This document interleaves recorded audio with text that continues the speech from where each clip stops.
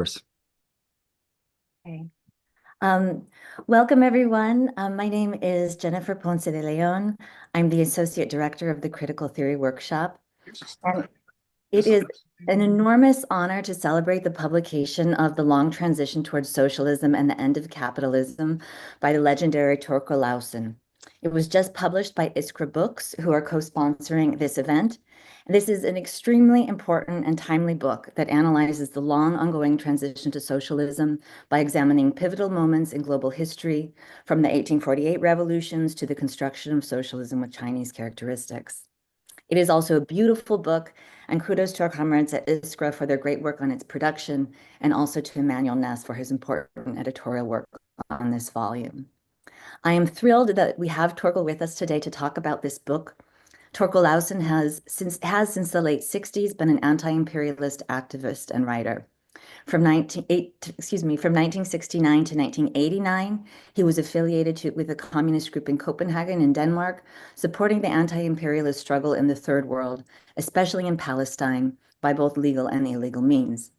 In 1989, he was sentenced to 10 years of imprisonment for robberies benefiting the Popular Front for the Liberation of Palestine.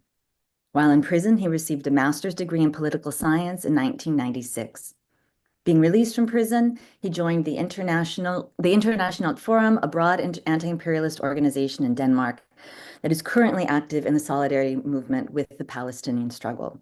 He's also a board member of the Immanuel Association, which works on the dissemination of the knowledge of Immanuel's work on political economy.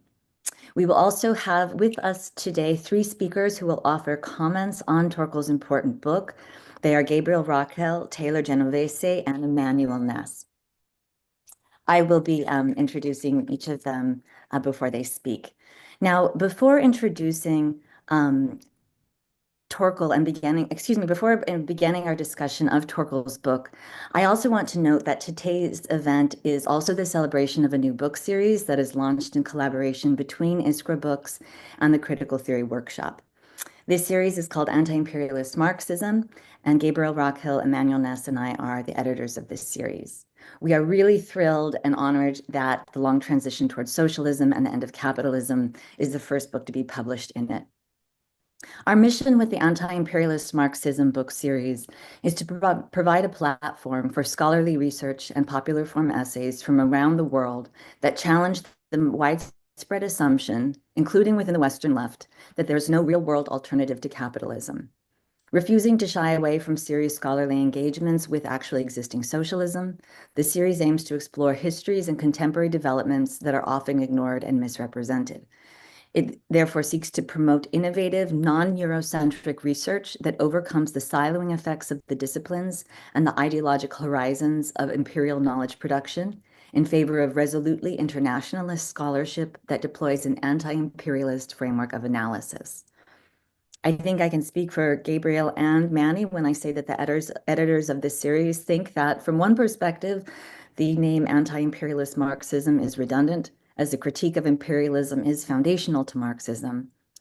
But it is also the case that in the capitalist West, we have been inundated by Marxist discourses that jettison the critique of imperialism, and sometimes the global proletariat with it, in order to assert different geographies of accumulation or different configurations of class struggle. Though such work has taken many different forms, it ultimately has the function of whitewashing the machinations of US-led imperialism and misrepresenting or outright denying the ongoing struggle against it, whose protagonists are found among the people in the global South. In his recently published book, Western Marxism, which Gabriel edited, Domenico Losordo analyzed these kinds of Marxist discourses which downplay or misrepresent the role of imperialism. And he suggests that they are inheritors of the legacy of the Eurocentric Second International. In the most recent issue of Monthly Review, John Bellamy Foster argues that the current split within the left regarding the analysis of imperialism is a sign of the profound depth of the current structural crisis of capital. And he says that the gap between views of imperialism held by Western leftists and those of revolutionary movements in the global South is wider now than at any time in the last century. We hope that our book series, Anti-Imperialist Marxism, will help to close this gap by publishing scholarship that is true to the anti-imperialist heart of Marxism. Please do keep our series in mind and get in touch with us with any proposals for original works or translations. Now, given that Torkil Lauesen has made enormous contributions to not only to the analysis of imperialism, but to the struggle against it, it is a huge honor to have The Long Transition Towards Socialism and the End of Capitalism be the first book in our book series. Just as it is an enormous honor to have Torkil with us today. Now, I'm going to turn it over now to Gabriel Rockhill. Gabriel is the founding director of the Critical Theory Workshop, a professor of philosophy and associate director of the Cultural Studies program at Villanova University, as well as research associate at the Laboratory for Political Anthropology at the EHESS in Paris.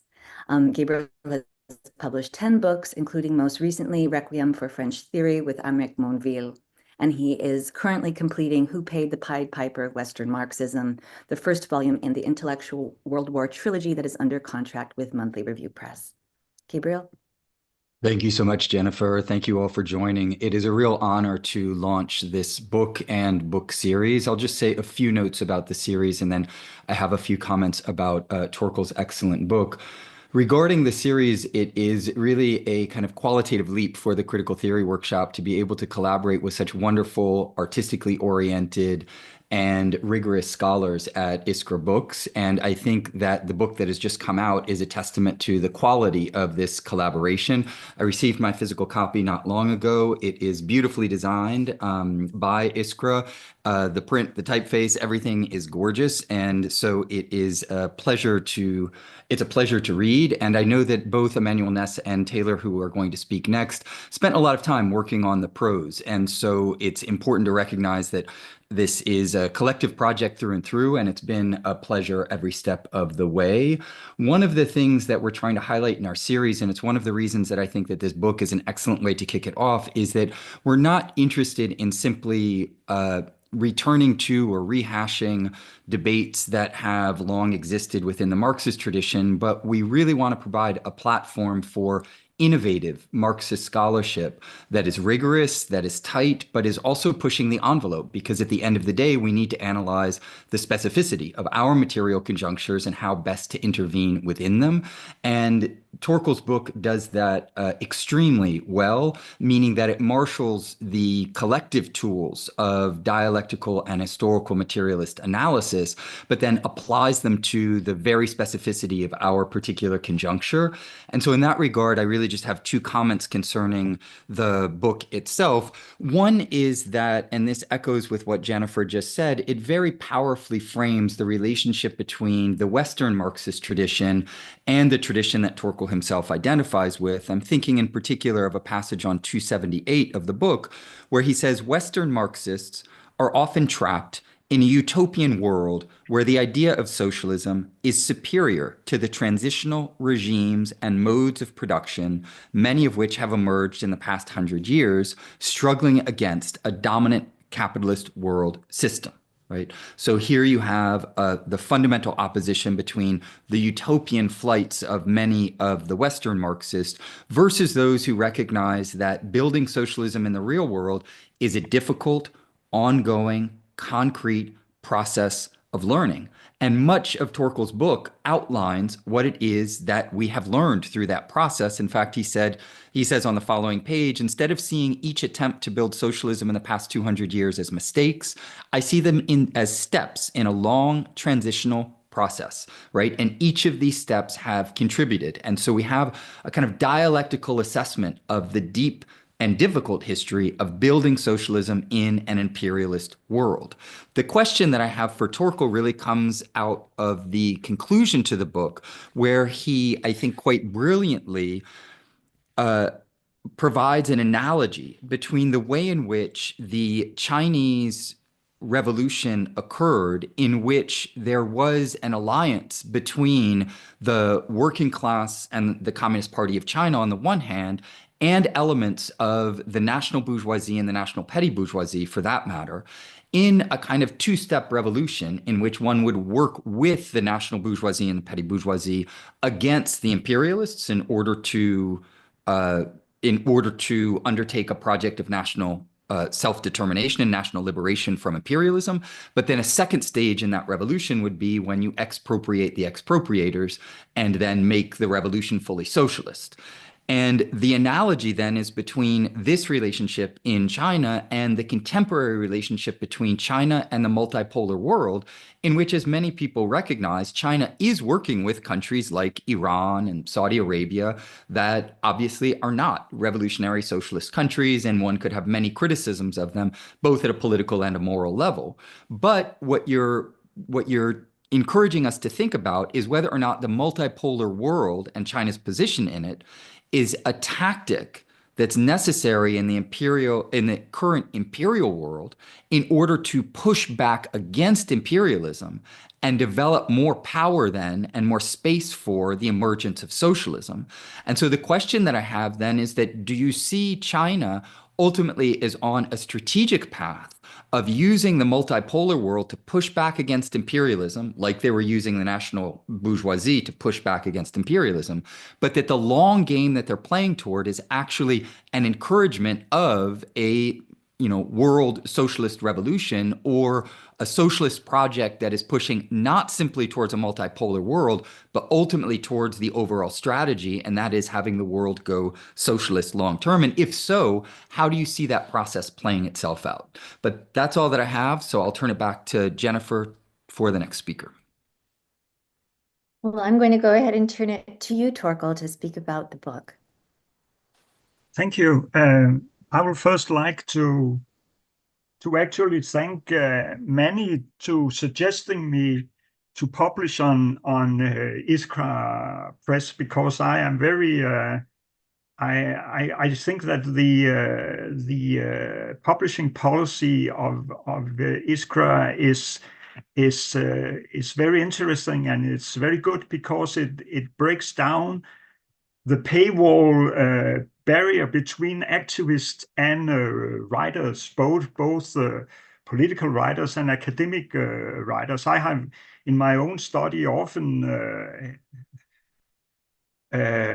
experienced this paywall as a kind of barrier to knowledge, and I think that this kind of policy is a very good concept to break it down.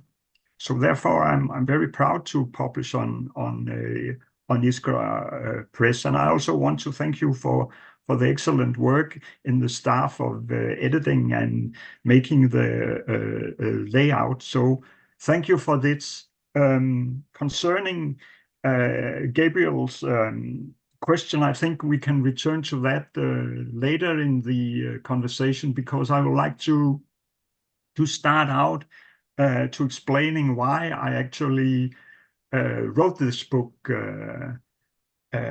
One of the reasons was that I have often encountered this argument. Well, I have read your books about imperialism and capitalism, and they are okay, and this is very interesting. But what about socialism? Huh? Both these persons think that our experience with socialism in the 20th centuries have been very mixed, and they have also very difficulties in seeing how we can make a transfer from a capitalist mode to a socialist mode of production at the current time. So these questions about what about socialism was one reason that I wanted to read the book. Another reason is that and I come on top of this, is I think that the capitalist mode of production has reached its limits actually in exploiting human and nature. It's no longer progressive in terms of development of the productive forces. It has become irrational and even destructive in relation with humanity and the world's ecosystem.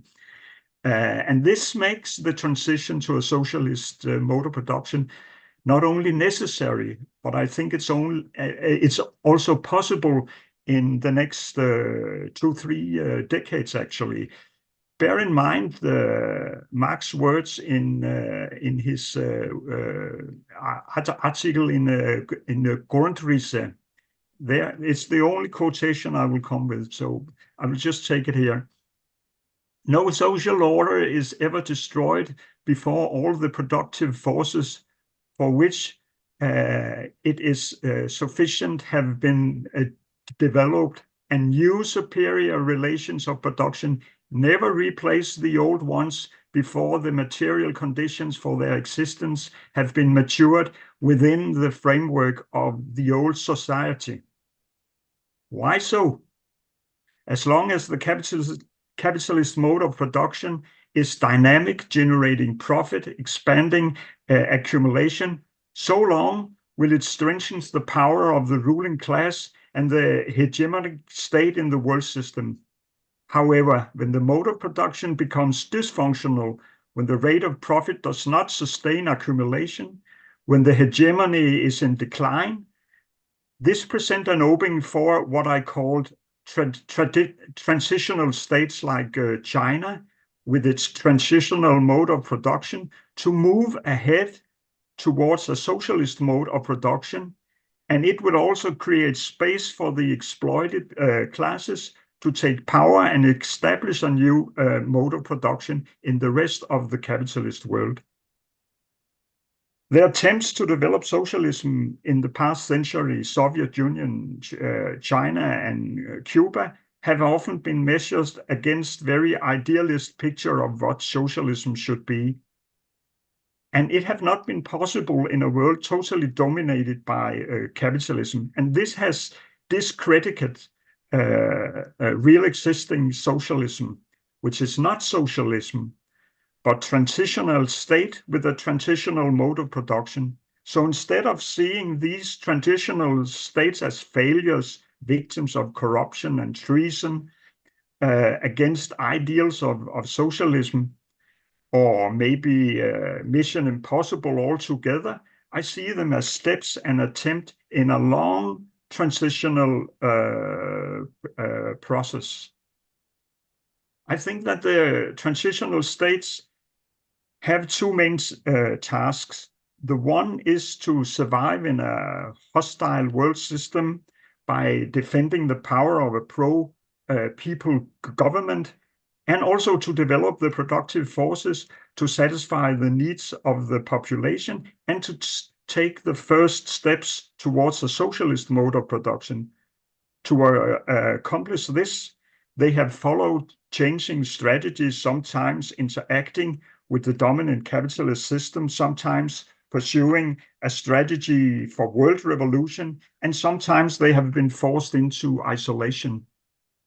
In a world dominated by the capitalist states, their attempts to build socialism were necessarily distorted and have even been rolled back, as we have seen. So we should see this long process of resistance against capitalism as preparing the ground to take steps to change the power balance in the world system and learning and gathering experience of building socialism. Now, in this long transition process from capitalism to socialism, there have been different stages defined by the interaction between the transitional states and the resistance to capitalism by movements on one side and the capitalist system on the other side. Capitalism have been able to modify, change, and co-opt much of the resistance in order to continue its dynamic development from colonialism to neo-colonialism and neoliberal globalization, changing the international division of labor in a constant effort to maximize profit. On their side, the different revolutions and attempts to build socialism have created multiple narratives of how revolution should be made, who is the revolutionary subject, and different strategies of building visions of socialism. And this is linked to different times and places in the struggle. And I have analyzed in the book these different attempts from 1848 until today in order to gather some knowledge and developing strategies for continued struggle as capitalism has entered its end game. And I think the next decades will be decisive, and we should be able to seize this opportunity, or we will go into a very, very serious problem if we don't. Yeah? Thank you so much. I'm going to now turn it over to Taylor Genovese to offer some comments about the book. Taylor is an assistant professor of philosophy at Dutchess Community College in Poughkeepsie, New York. He received his PhD in Science and Technology Studies from Arizona State University. And his work focuses on nostalgia, melancholy, Marxism, theories of value, and environmental ethics. In 2022, Dr. Genovese published an original English translation of Alexander Bogdanov's Art and the Working Class. He is an editor and board member at Iskra Books. Taylor? Hi, thank you so much, Jennifer, and thanks for everyone that's here watching, Torkil and Gabriel and Manny as well. I'm a steering committee member and editor at Iskra Books, and I was the lead on this title on the Iskra Books side of things for this phenomenal work. I just wanted to take a very brief moment to introduce Iskra as a press. We're quite unique in the world of radical print publishing in that we are truly a nonprofit. So this allows us to do a couple of things that other presses, even radical presses, are unable to do. And that's one, to completely decouple our editorial decision-making processes from the logic of profit and capital. And it also ensures that us as an organization, Iskra, can legally not operate for a profit. So we at the press at Iskra are led by a steering committee of kind of 4 core editors and then a larger editorial board of 19 volunteer staff. And we make our decisions quite collectively as a group. We're all really firm believers in equity and inclusion, and especially the democratization of knowledge. And we truly follow the adage that if it's not accessible, it's not revolutionary. So our goal is really to move the products and processes of intellectual production outside of higher education and into the hands of organizers, activists who are involved in real world liberation struggles. So this is why all of our titles at the press are released as a low cost print product as well as free PDFs. So in short, our goal at Iskra is to serve the people. And we all have certain skill sets that at Iskra that prime us for publishing, but our ultimate goal and the question that we always ask ourselves before taking new products is, how will this move the revolution forward? So this really became a no-brainer when we talk about the latest work here that we're all here to talk about by Torkil Lauesen, the book we're all celebrating here. I had, along with most who are probably watching this, already known who Torkil was, even though I hadn't met him through his dedicated and principled history of not only writing in support of, but also, as was talked about, directly, materially supporting and suffering for the internationalist liberation struggles for most of his life. I'm sure I don't need to expound on his expansive work with, amongst other groups, the Communist Working Group, which incidentally at Iskra, we will be republishing for the first time their vital 1986 text, Unequal Exchange and the Prospects of Socialism, with a brand new prologue and epilogue by Torkil. So be on the lookout for that probably early next year, and details for that will be on our website at iskrabooks.org. But when this book was pitched by Manny, Jennifer, and Gabriel, I immediately jumped at the chance to serve as the title editor on it on Iskra's side. And as I was working my way through reading it, perhaps my brain has been rotted out from going through grad school, but I was really struck by the wide accessibility and applicability of this text as a learning document.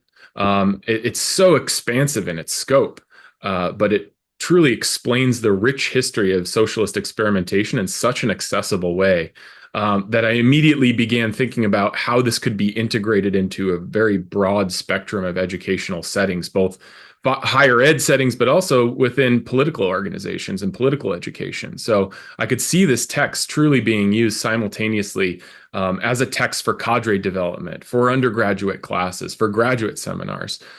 So a question that I just like to pose, and don't have to answer this right now, Torkil, but maybe we can save it for later too, is as you were sitting down to write this, did you have a particular audience in mind for who this was going to be for? Because it just seems like it's applicable for absolutely everyone, both formal education and political education. But we're so proud and honored to have published this book and to have it launch the first in the Anti-Imperialist Marxism series. And we here at Iskra are very much looking forward to continued collaboration.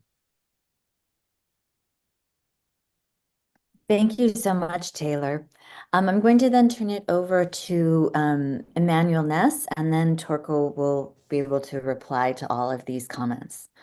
So Dr. Immanuel Ness is the author most recently of Migration as Economic Imperialism, an excellent book, but he's the author of many, many other books, including Southern Insurgency, The Coming of the Global Working Class, Organizing Insurgency, Workers' Movements in the Global South, and Ours to Master and to Own, Workers' Control from the Commune to the Present, co-authored with Dario. Is also Actions, and he's editor-in-chief of the Journal of Labor and Society. His perspectives on American geoeconomic strategy, choke points, logistic workers disrupting the global supply chain, and global rupture, neoliberal capitalism, and the rise of informal labor in the global South. Dr. Ness is professor of political science at Brooklyn College at the City University of New York and visiting professor of sociology at the University of Johannesburg. Manny, I'll turn it over to you. Thank you very much, Jennifer, and thank you everyone for having me here. I'd like to congratulate Torkil for publishing this very important book. I'm not a person who likes to advance superlatives, but I think it really is a very important guide to understanding the world today and its dialectical evolution over the last 200 years or so since the origins of capitalism. And within the book itself, as was intimated by Taylor, we really see some of the major issues and confrontations that we have at this point today. One of the most important is where will socialism come from and how will it develop over the course of the coming decades of this century. I'd like to start by actually citing a person that would be somewhat counterintuitive if we were to think about his work, his tenure, and that would be Barack Obama, a person who we all, I would say, despise because of his absolute destruction of countries in the global South through war and through militarism. And so anyway, I just want to point one particular citation that he had delivered at the end of his tenure as president in 2016, actually, I believe September 16, at the United Nations, where he was talking about the end of poverty on the planet. And the citation is very briefly, I'll just be very brief. He says, "I want to suggest to you today that we must go forward and not backward. I believe that as imperfect as they are, the principles of open markets and accountable governance of democracy and human rights and international law that we have forged, we being the United States, remain the firmest foundation for human progress in this century. I make this argument not based on theory or ideology, but on facts, facts that all too often we forget in the immediacy of current events." Now, here's the kicker right here. Oh, well, here's the most important fact, according to Obama. The integration of our global economy has made life better for billions of men, women, and children. Over the last 25 years, the number of people living in extreme poverty have been cut from nearly 40% of humanity to under 10%. That's unprecedented, and it's not an abstraction. It means children have enough to eat, mothers don't die in childbirth, and so forth and so on. Well, the reason why I cite that is because, of course, one of the major aspects of this book is an understanding of China and its role in the world. And essentially what Obama was paying tribute to was the accomplishments of China over the period of the last 20 years or so, really, at that time, probably 15 years, or 10 or 15 years, in terms of the eradication of poverty and so forth. And this is actually very well known, and it was not a extension of capitalism and US foreign policy, which was one of war and destruction, but actually Chinese socialism and to a large extent the efforts of China to eradicate poverty on a global level and its continuing efforts to do so. On that particular point of this book, I think Torkil is really dealing with a complex set of issues because I think it's the first book I've seen in maybe 30 years or so that addresses the question of socialism in real terms. One that examines socialism not as one crisis based on the overaccumulation of capital, etc., or economic problems, but one that examines how socialism may develop over the course of the next coming 20 to 50 years. Within this context, Torkil makes it very clear, without question, that we are in a life and death experience for humanity, that if socialism is not achieved, we face the destruction of humanity on the planet, something that is found almost every day with respect to the advancement of war by NATO and the West and capitalist powers who seek to continue to control the world, even though they don't actually have that control. And that's the point that Torkil makes very clearly, that capitalism is no question on the wane, in this context, US imperialism and Western capitalism. And the question is, how will socialism come into being? And as Torkil pointed out a few moments ago, we have had many experiments with socialism over the course of the last 100 years or so, 110 years or so.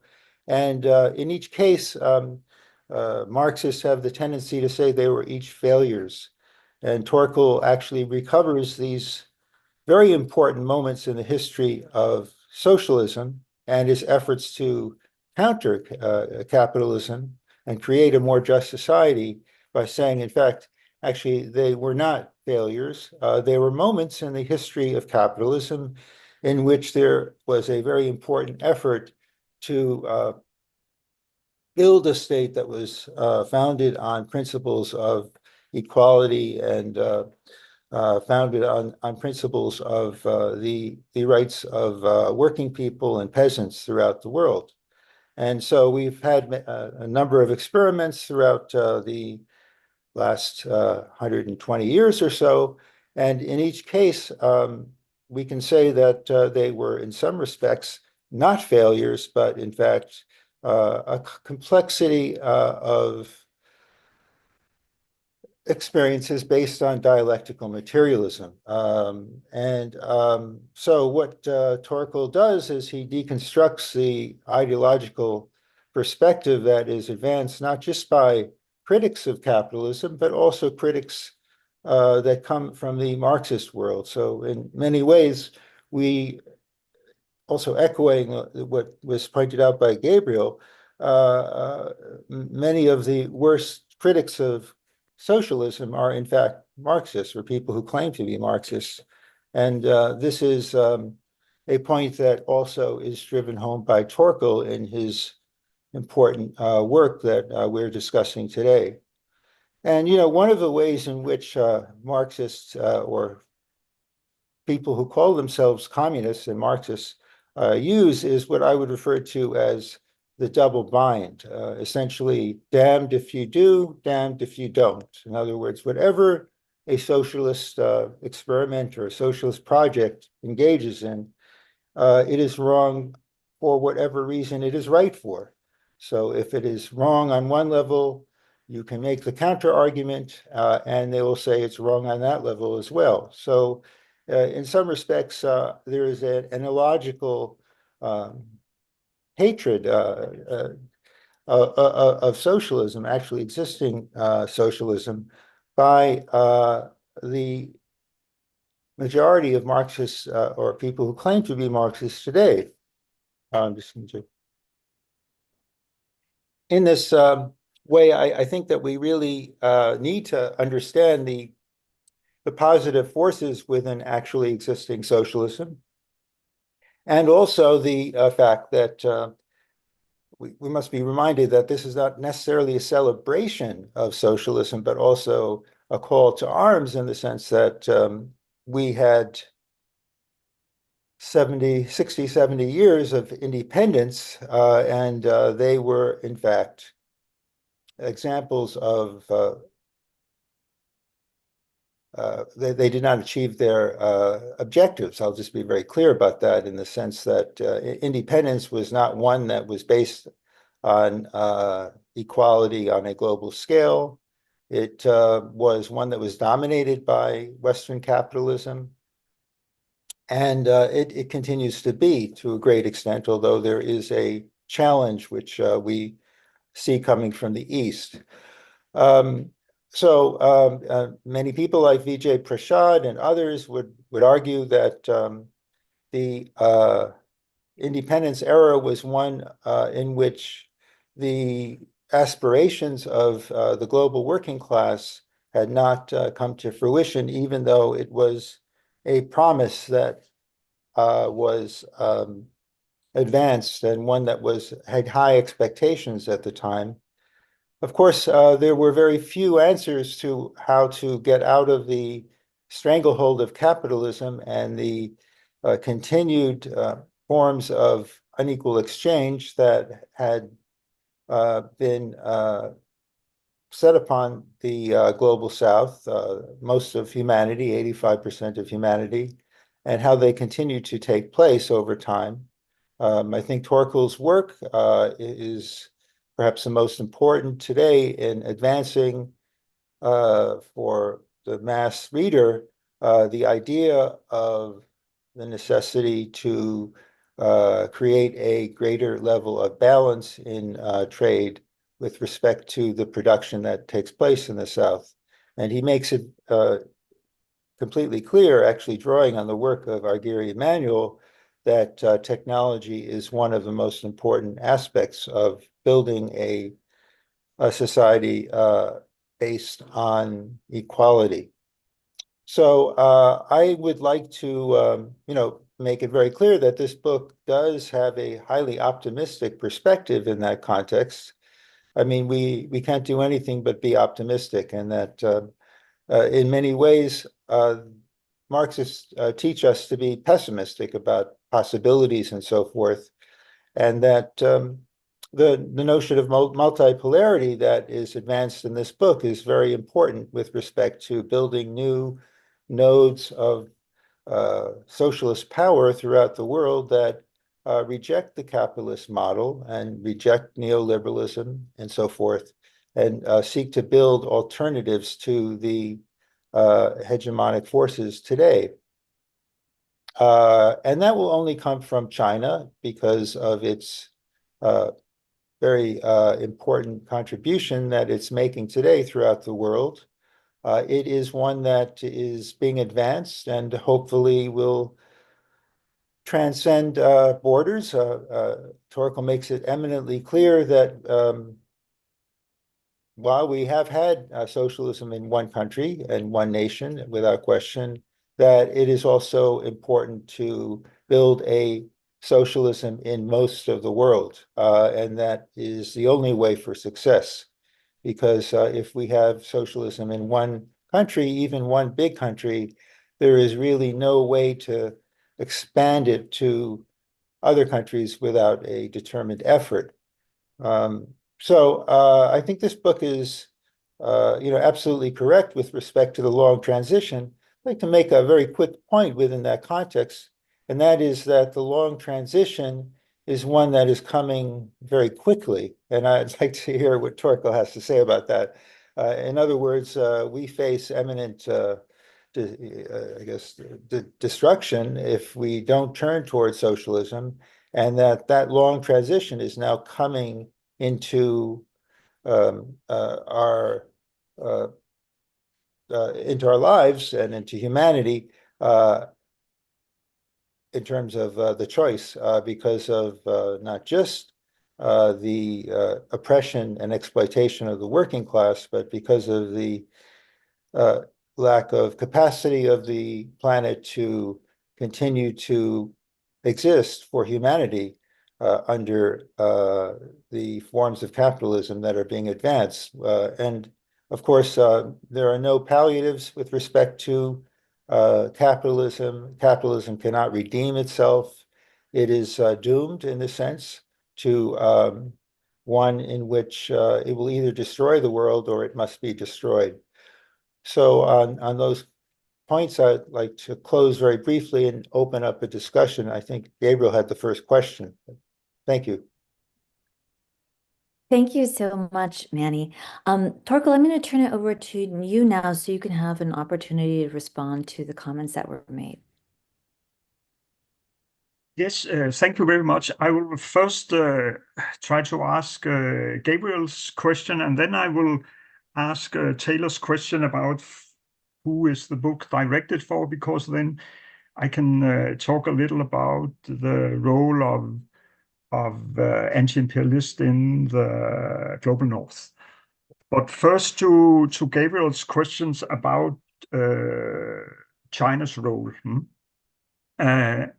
First of all, I think it's important to understand that imperialism plays a very essential role in capitalism. It played a role actually in the birth of capitalism with colonialism. We all know this history, but imperialism also solved a very fundamental contradiction in capitalist development, the contradictions between the need to constant growth on one side and the need to have a market who can consume this amount of products to realize the profit on the other side. And this have always been a big a problem for the capitalist mode of production, and the solution to this problem was imperialism, because it made a huge transfer from the periphery into the center, and in this way gave an extra consumption power in the center and made a very dynamic capitalism in the center. And we have this extremely rapid development of the productive forces in the center, and at the same time we have a blocking of development of the productive forces in the periphery, in the third world, in the global south. And this was also precisely the reason why we have all the efforts to build socialism, the revolutions in the global south, in the third world, because it was there that the development of the productive forces were blocked. So there was a need for a revolution there, while we have seen no revolutions in the north, because they had a dynamic development of the productive forces. So we have this polarization dynamic in the capitalist world system between a center and a periphery. And now I come to the question of the importance of China, because when we were supporting the revolutionary liberation movements in the 70s, we were hoping that after they had won national liberation, they would cut off the pipeline of capitalism by establishing socialist regimes, and then we would have this development of socialism on the global level. But they were not capable of doing this because the power of the whole capitalist world system, the power of the world market and the dynamic center was so strong that they could not break, and they could not cut off the pipelines of imperialism. So we have this decline of revolution and anti-imperialism from the late 70s into the 80s and to the 90s. And also, capitalism has one ace to play. It was this neoliberal globalization. In an effort to have more profit, they transferred industrial production to the south because of the low labor cost. And here China comes into play because China was opening up for this transfer of industrialization and also for technology. But China kept the command over its economic policy by keeping its financial. They kept the control over finance, and they kept the control over strategic industry, and they kept the control over land ownership and so on, and they kept some kind of planned economy. And in that way, they turned this opening into a very huge development of the productive forces in China, and they kept the control over that development. And in doing that, China, for the first time in 200 years, broke this polarizing dynamic in the capitalist system. For the first time, we saw a rise in a country in the global south. We saw a huge development of the productive forces and the ability to develop technology in the global south. And this is a huge blow to the whole dynamic of capitalism. And this was the changing point when China broke this dynamic, this polarizing dynamic. In the 70s, the third world, the so-called G77 group and other kinds of third world forums, they demanded a new world order. And it came to nothing. It was in vain because they didn't have the political and economic power. Today, the global south and the third world are actually building a new world order in spite of the pressure, the political and military pressure from the north. So in that way, we have seen this is a historical event that we have seen this turn in the last decade, and that is why I call it the end game of capitalism, because it have broken. It have broken the power of capitalism, because it has broken this polarizing dynamic, which is the lifesaver and the lungs of capitalism. And that's why I'm very optimistic by this transfer in the coming period. We can go back to it in details. Turning to Taylor's question, the book was actually, I don't write a book to advise. I think people in the global south, they have their own, they are clever enough to make their own plans and their own strategies. It was mainly written to the anti-imperialist activist in the global south. And also, of course, actually for myself to make clear my thoughts. I think that there have been a new generation of anti-imperialists in the global north, mobilized by the Palestinian struggle. it will not be the majority of the population. If it will not even be the majority of the left wing, but it is a very important minority that we have this anti-imperialist groups in the global north, because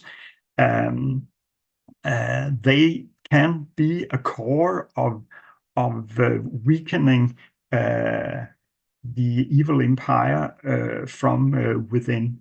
And in that way, I think it's very important also to strengthen anti-imperialist theory in the global north, and also to prepare the grounds for raising the question of why not go to socialism in the global north. For the time being, there is a move to the right in the European Union, and certainly also in North America.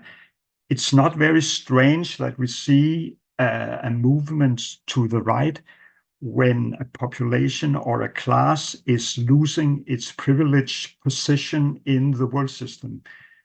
It's very often that they move to the right. But I think in the coming decades, when the economic crisis is deepening in the global north, when the ecological problems are becoming more and more clear in the global north, when the consequences of the war policy of the north, the militarization of the north, is hitting the population, then the anti-imperialists in the global north should be ready to point out the reasons for this, to shift the balance between right and left in the global north. It will be a process which will go on a several decades, but it's important that there are people in place taking up this task.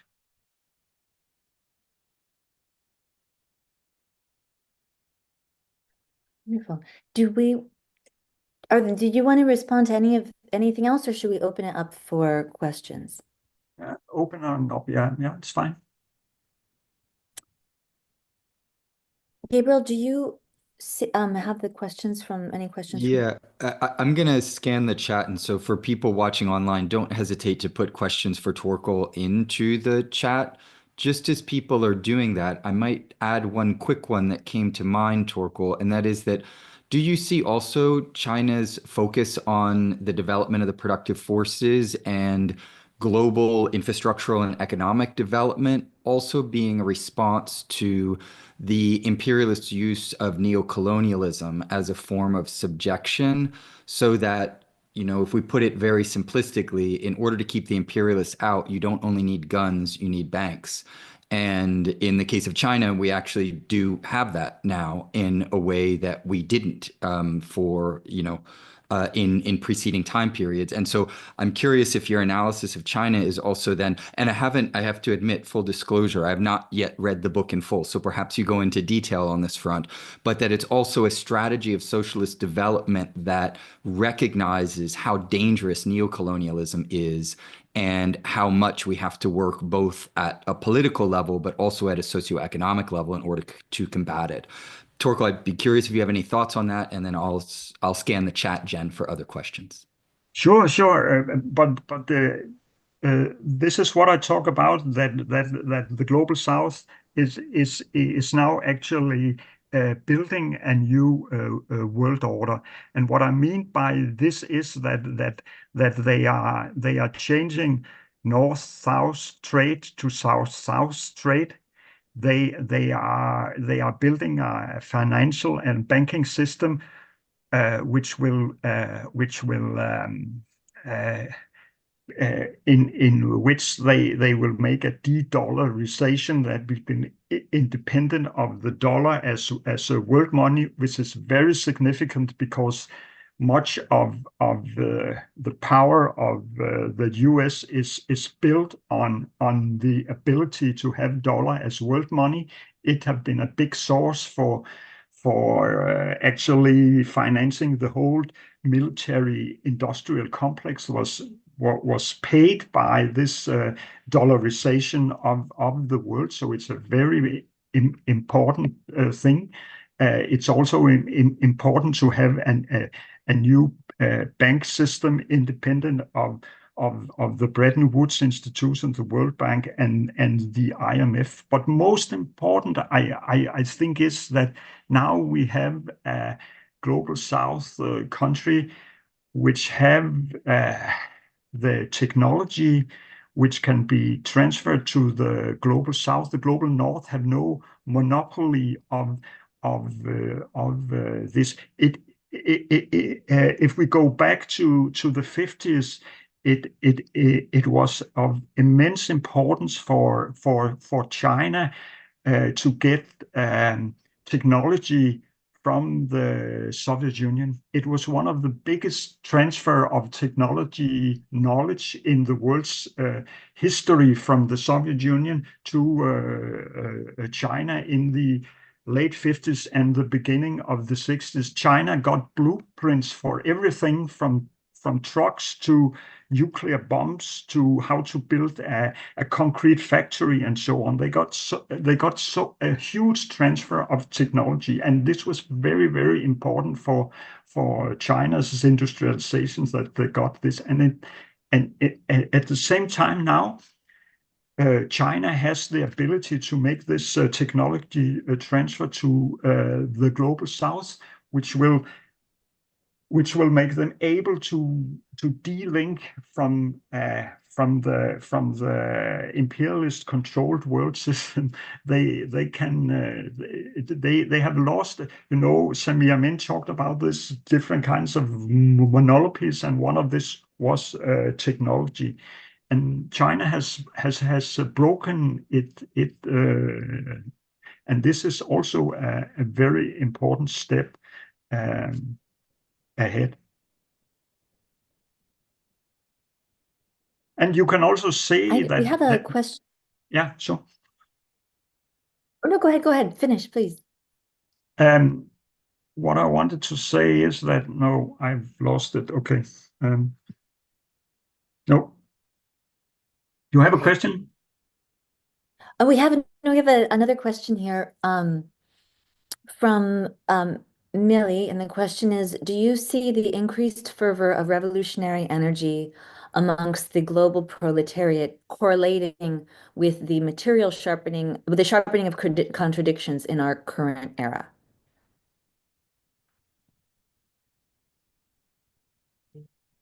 I'm sure I'm understand it. Could you repeat it? Yeah.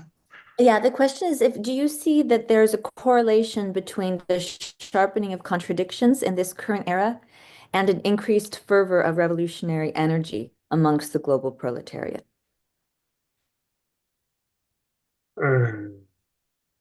Yes, I'm certainly see it in Palestine.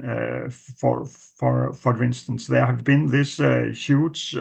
It was I think it was really It was a very surprise for me to see the energy and the ability of the Palestinians to move against the Israeli settler state. I thought it was rather in a rather strong position, and now this attack in 7th of October have actually pushed to the whole structure in the Middle East. And I also see this event as a sign of how fragile actually the capitalist whole structure and political setup is at the moment. And it's out of balance when a small attack from, I think, 1,500 people armed with handguns have created this evidence of political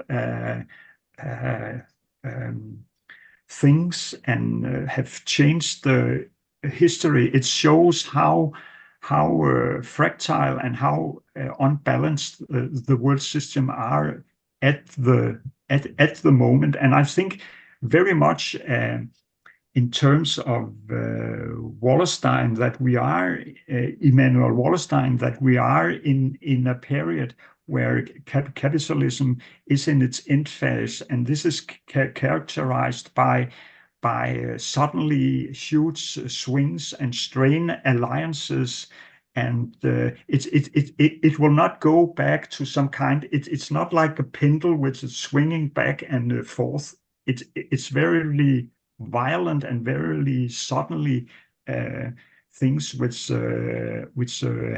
happens. So therefore we have to be very strategic, and we have to be very tactical in how we are making our strategies in the future, because the situation is developing very fast and dramatic and very unpredictable. So we have to be much on alert to avoid going into a major world war, which would be a disaster. Because I think that in the economic front, the global south are on a winning track. It's just have to avoid the world system collapsing into a major world war or into ecological destruction. This is the two bad scenarios which can avoid these two in the next 20 years. I think we can secure a reasonable transformation from capitalism to socialism. But it's dangerous because the declining power of the US is very war-minded, and this is a dangerous phase, I think, the coming. And we have to.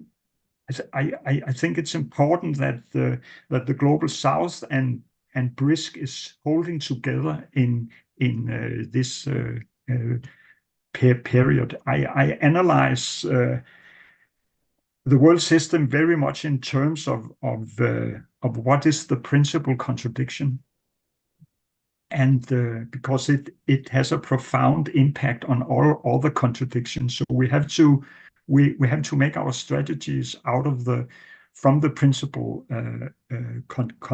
contradiction, and from there we can move on. And of course, as Gabriel mentioned, there is a lot of strange alliances, and this is not new in the history of trying to build socialism. The Soviet Union had a very strange alliances with Nazi Germany just before Nazi Germany invaded the Soviet Union. In an effort to postpone this invasion, they made a pact with Nazi Germany. And when the Nazis invaded the Soviet Union, they made an alliance with the Americans and with the British, which is also imperialist powers, in order to gain victory over Nazi Germany. We have also the Chinese, which made an alliance with Kuomintang against the Japanese when the Japanese invaded China.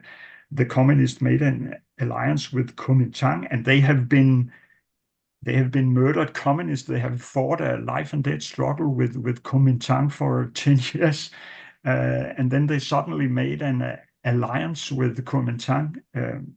So we will see this kind of strange alliances maybe also in the coming period, because we have to see the main lines and the principal contradictions. If we don't see that, we will be in trouble, I think. Thank you. We have another question here. The question is, what means other than propaganda will be most effective for those of us in the USA? Do we need to build new organizations?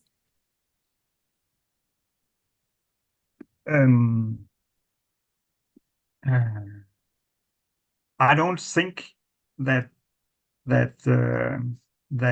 propaganda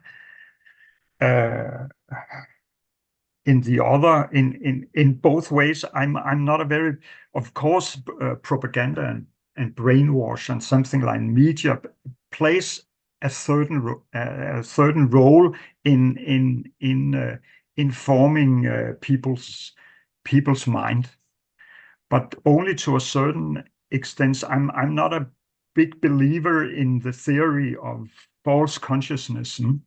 I think that people actually, on a broad scale and in a longer run, they act accordingly to interest, actually.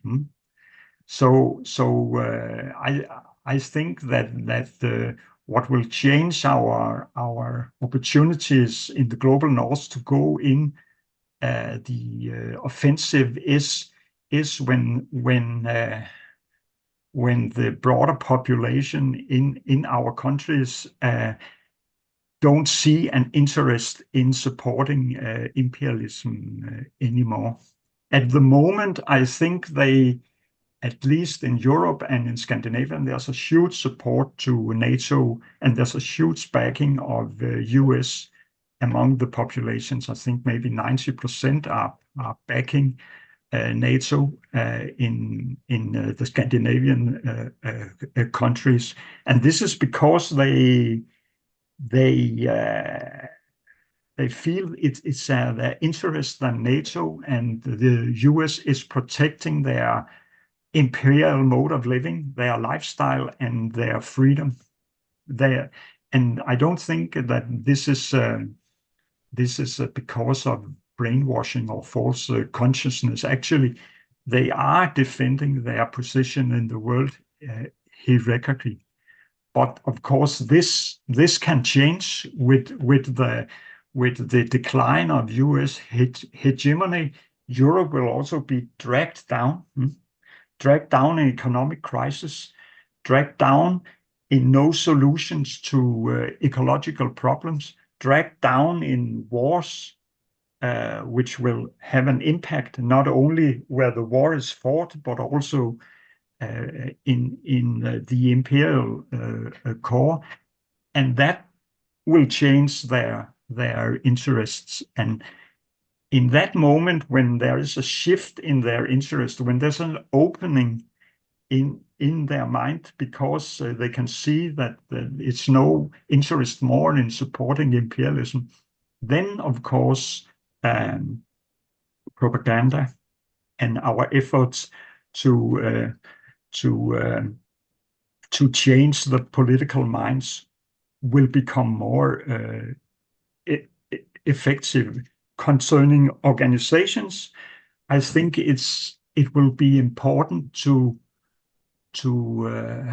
for people in the global north to prepare on the personal level and also on the organizational level for harder times. I think that if you turn against your own country's policy, and if that's policy, it's a military intervention, you will be a national traitor. You will be considered as a national traitor. You're not just in opposition to some kind of policy, but you are serious.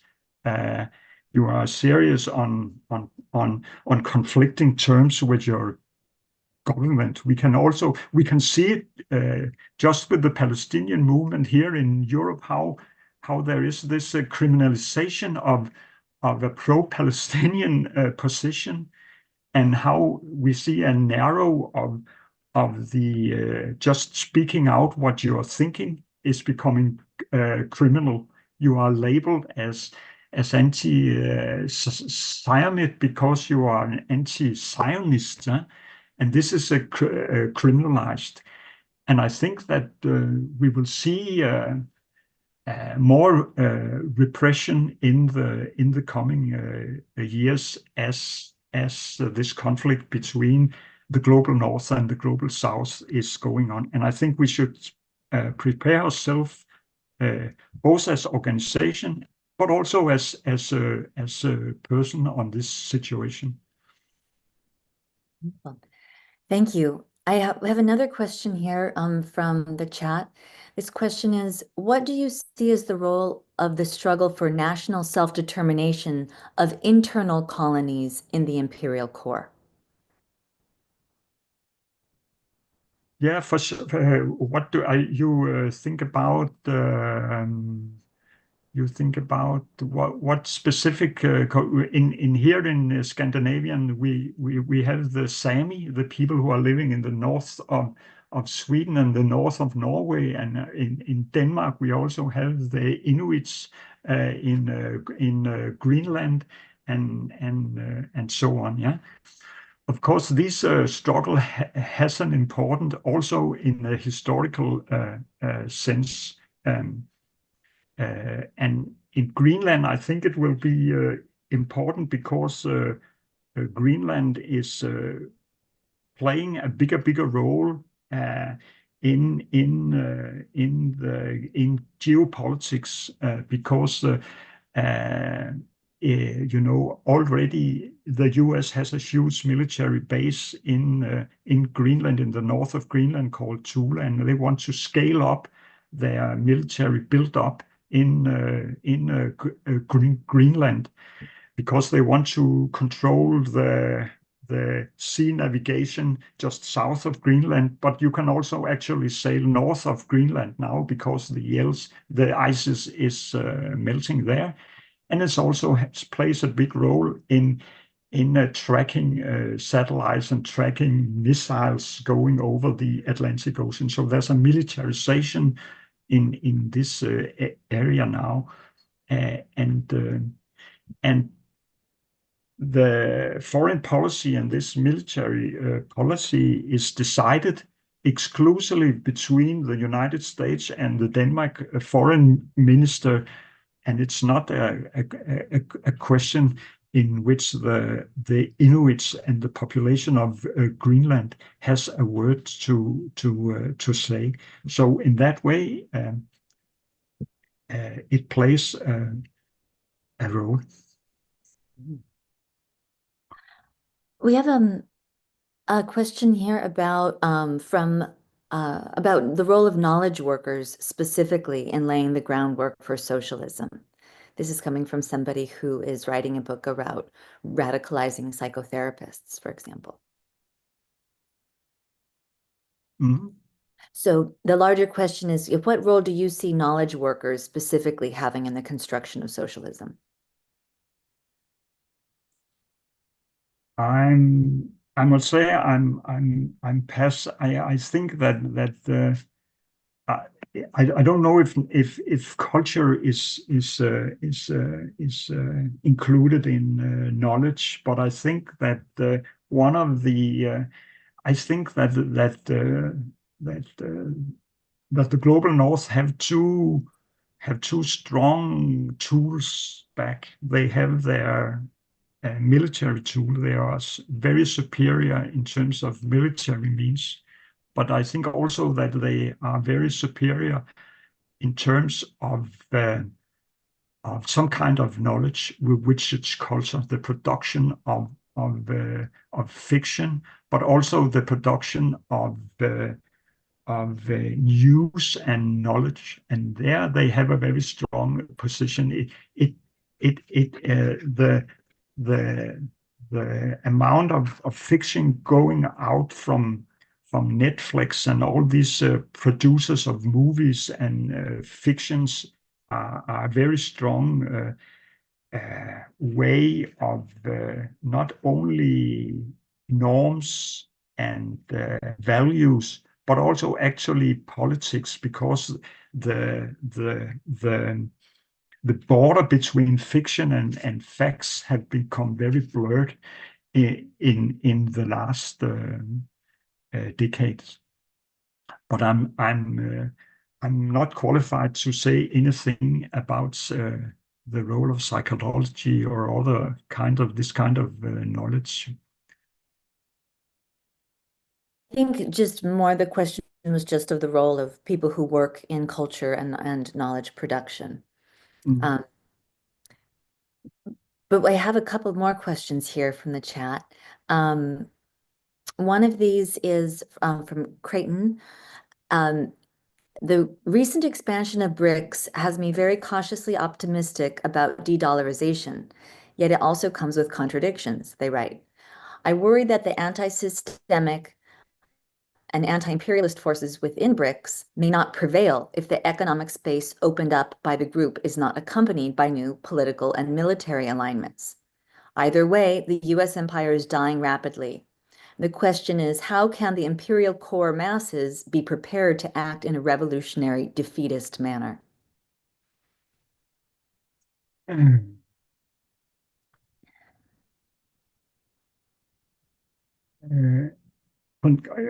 Concerning Brexit, I think that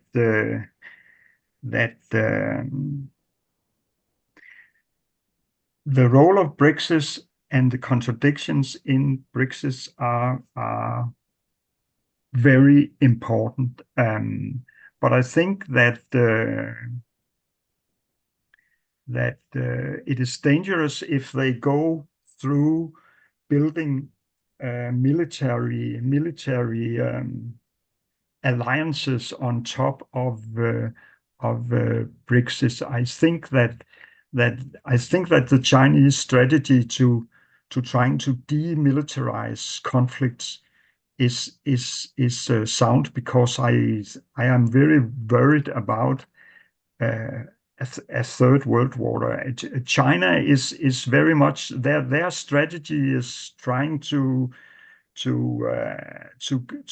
get the United Nations again to play a stronger role in resolving conflict, and I think this is a sound strategy against the so-called rule-based order, which is the American rules. We can see a great opposition against the United Nations, not only by Israel but also by the United States, which have in many terms not wanted to agree to the United Nations. But in Europe, there is still in Europe, it's still very difficult to say no to the United Nations. It's still a problem, and I think that we might see some kind of division in the future between Europe and the United States in their attitude toward the United Nations. But I don't think that Brexit should try to militarize themselves. They should not go into. I think they should not repeat the arms race which the Soviet Union and the US was involved in the 70s. It was a very costly and a very dangerous game. I'm optimistic about Brexit's power and the development of Brexit's power, and I think that the global South, they already can see that China's transitional mode of production is much more effective than the neoliberal capitalist mode of production. They can see that it's deliver much better results in terms of national product, in terms of developing technology. So I think that they will copy this from China, this mixed economy, and that the state plays a significant role in the economy. They will make their own. They will make, I think, their own kind of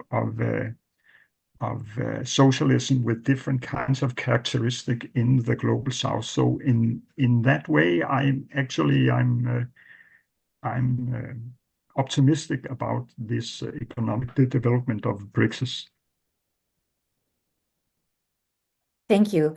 I'm going to give you one last question, and thank you so much for your generosity in answering these excellent questions, and thank you all for the excellent questions you're sending in.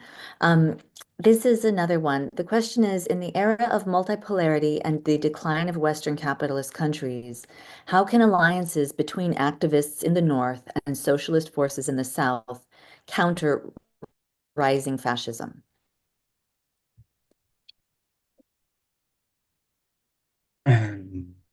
First of all, when we are going to we talked about these conservative and capitalist and countries like in Brexit, like Egypt and Iran and so on. And actually also in China itself, I think in all these countries it is important to support the left wing, and I don't see a contradiction between supporting a socialist transformation and a revolutionary movement in Iran or in Egypt against supporting BRICS and a general strengthening of the global South, because it is very necessary that we see a left movement and we see revolutionary movements in the capitalist countries in the global South. And I think actually that the decline of US hegemony, which I think will continue and will be accelerated after the president election on Tuesday. Whoever wins, I think that the American political system is in deep crisis and have very little visions about how to regain hegemony, how to make America great again. I don't think that either Trump or Harris' strategy is going to make America great again. So I think that this will continue, and also I think that the global South will continue to raise, and this will create actually a window of opportunities for socialist movements, both especially within the global South, to radicalize the struggles within these conservative capitalist countries in the global South, because we see that the ability of the US and the global North to support the capitalist and the reactionary elements will decline in Latin America. So it will open up, I think, the opportunities. It will create a window of opportunity for revolutionary moments everywhere. Our role in the global North is, of course, to support these struggles whenever we can, both in political terms but also in material terms. And this is what we are trying to do with the Palestinian struggle at the moment. We are only allowed to feel sorry for the victims of the Israeli genocide in Israel. When we are talking about support for the resistance against the Israeli settler states, then we are meeting very much opposition from the states here in the global North. Of course, we have to also fight the right wing and even the fascism which is rising in our part of the world.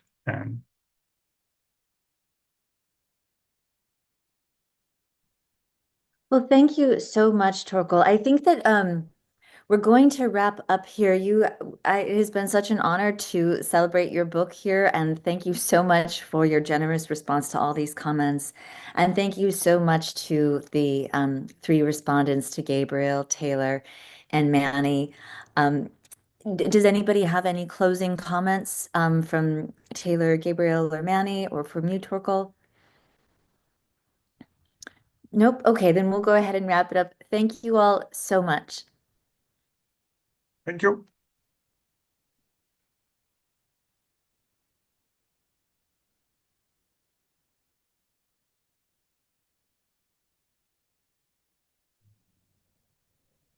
Okay, I just cut the